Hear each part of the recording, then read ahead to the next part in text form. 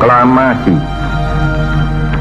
kami, bangsa Indonesia, dengan ini menyatakan kemerdekaan Indonesia. Hal-hal yang mengenai pemindahan kekuasaan dan lain-lain diselenggarakan dengan cara saksama dan dalam tempo yang sesingkat-singkatnya. Jakarta, 17 Agustus 1945, atas nama bangsa Indonesia, Soekarno Hatta.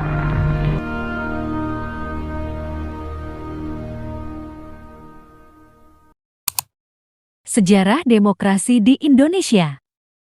1. Demokrasi parlementer.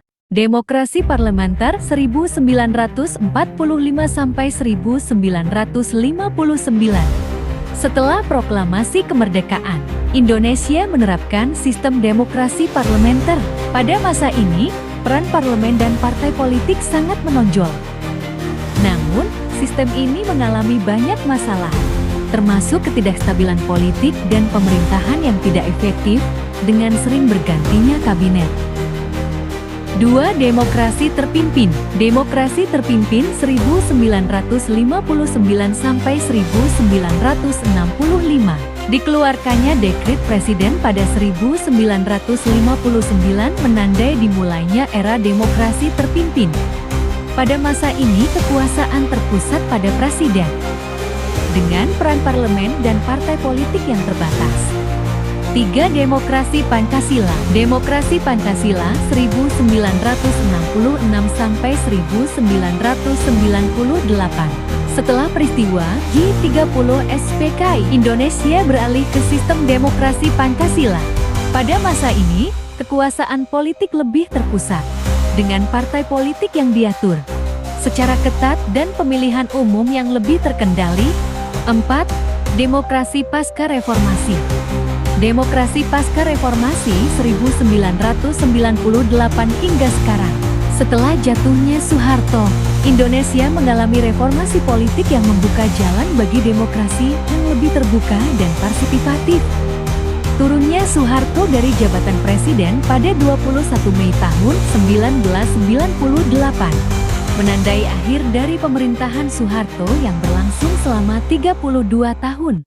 Adalah puncak dari serangkaian peristiwa politik, ekonomi, dan sosial yang terjadi di Indonesia selama Orde Baru. Kejatuhan ini yang dipicu oleh krisis ekonomi Asia 1997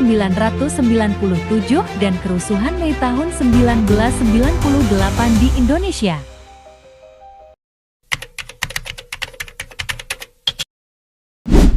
Kritik saya adalah jangan menyebar isu sara dan money politik. Saran saya adalah ibu-ibu kedepannya harus diperhatikan dan hak perempuan harus diperjuangkan. Masyarakat kecil bisa diperhatikan oleh pemerintah dan sekolah bisa gratis dan tidak ada pengangguran lagi, banyak lapangan pekerjaan. Saya mengharapkan Bapak untuk menurunkan harga BBM, harga minyak, harga segala-galanya. Indonesia? Emang Indonesia demokrasi? Bukannya dinasti politik.